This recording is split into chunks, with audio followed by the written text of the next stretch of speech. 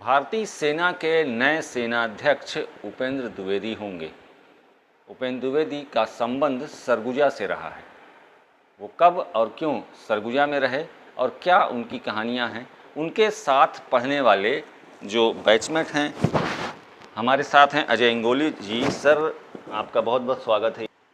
उपेंद्र जी के साथ रहे, कब कहाँ अनुभव थे, कैसे आप क्या उनके जीवन के बारे में जानते हैं? उपेंद्र द्विवेदी जी सैनिक स्कूल रीवा में पढ़े हैं और हम भी सैनिक स्कूल में पढ़े हैं। सैनिक स्कूल में उस समय एडमिशन क्लास 5th में होता था, 5वीं में होता था। तो 5वीं के पहले की शिक्षा में उन्होंने यहाँ पे 5वीं पढ़ी थी सरस्वती शिशु मंदिर अंबिकापुर में। फिर सैनिक स्कूल के लिए एंट्रेंस एग्जामिनेशन होता है, उन्होंने क्लियर किया, उसमें गए थे। और उनके नेक्स्ट बैच में, ये मतलब 74 की बात, 73 में वो गए, 74 में हम गए। आप लोग गए जी, आप जूनियर थे? हम एक साल जूनियर थे। और मुलाकात सैनिक स्कूल में ही हुई। जब दो सब आए कि दोनों अंबिकापुर से आते हैं, तो हमारे साथ में राजेश सिंह कल्लू जो गणित के प्राध्यापक हैं वो हैं गए, और अनुराग पांडे जो आज बीजापुर के कलेक्टर हैं वो भी हमारे साथ के ही बैच के थे। उपेंद्र द्विवेदी के साथ में आर के मिश्रा थे जो यहाँ पर कोतवाली में था, आज डीएसपी है रायपुर में। तो ये सब साथ में एक हॉस्टल लाइफ जिए हैं एक साथ छात्र। अंबिकापुर उनका रहना क्यों हुआ, इसके पीछे क्या कहानी है? अंबिकापुर उनके पिताजी श्री कृष्ण द्विवेदी जी वो यहाँ पर माइनिंग ऑफिसर थे। उसी पोस्टिंग ट्रांसफ़र हुआ होगा तो यहाँ आए थे। फिर उन्होंने यहीं से एंट्रेंस एग्ज़ाम दिया था सैनिक स्कूल रीवा के लिए, तो उससे उनका भी एक दाखिला हुआ और पीछे पीछे हम थे। तो एक लंबा समय हम लोगों ने सब हॉस्टल में साथ में बिताया। आप लोग के युग से बड़ी महान हस्तियां हुई हैं, जैसे दो चार नाम आपने बताए। एक नाम और है जो रीवा से ही थे, वो आज सेना में, नेवी में है, उनके विषय में क्या? देखिए, सैनिक स्कूल एक लक्ष्य के साथ तैयार करता है अपने बच्चों को।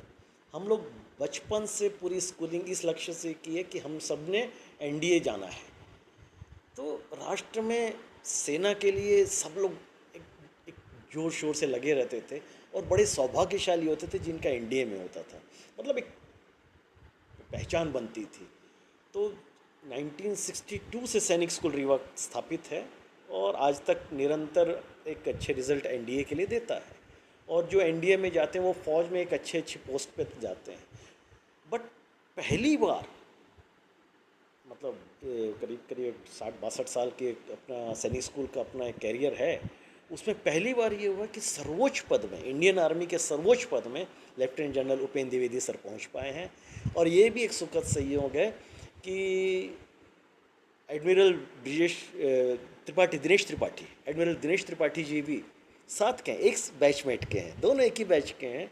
और दोनों आज एक आर्मी को प्रमुखता दे रहे हैं और एक नेवी के प्रमुख हैं। गौरवमणि क्षण के इस अद्भुत क्षण के लिए क्या कुछ आप कहना चाहेंगे? देखिए, हम जब से सैनिक स्कूल में गए, हम सभी लोग, तो एक फ़ौज में जाने की, सेना में भर्ती होने की बड़ी जिज्ञासा रहती थी और बड़े विरले ही लोग थे जो सेना में भर्ती हो पाते थे।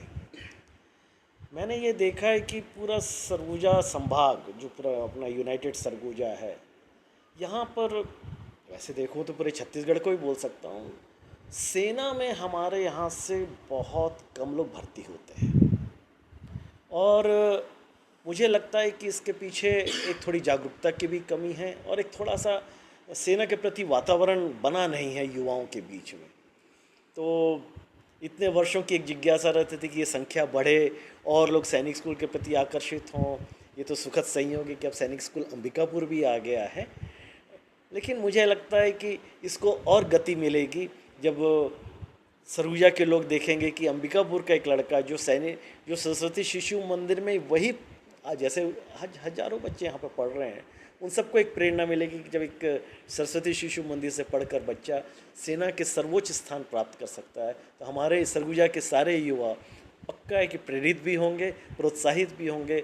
बहुत बहुत धन्यवाद सर हमसे बातचीत करने के लिए। तो अब देश के जो नए सेना प्रमुख बनने जा रहे हैं या बन चुके हैं, उपेंद्र द्विवेदी जी उनका संबंध अंबिकापुर से रहा है। अंबिकापुर में उनके पिताजी जॉब में थे और इसके साथ ही उनकी पढ़ाई और सैनिक स्कूल का एंट्रेंस भी उन्होंने यहीं से निकाला और आज रीवा के सैनिक स्कूल में पढ़ करके जब वो सेना में गए और अब वो देश की सेना के सर्वोच्च पद में बैठेंगे और सेना अध्यक्ष के रूप में देश की सेना का नेतृत्व करेंगे।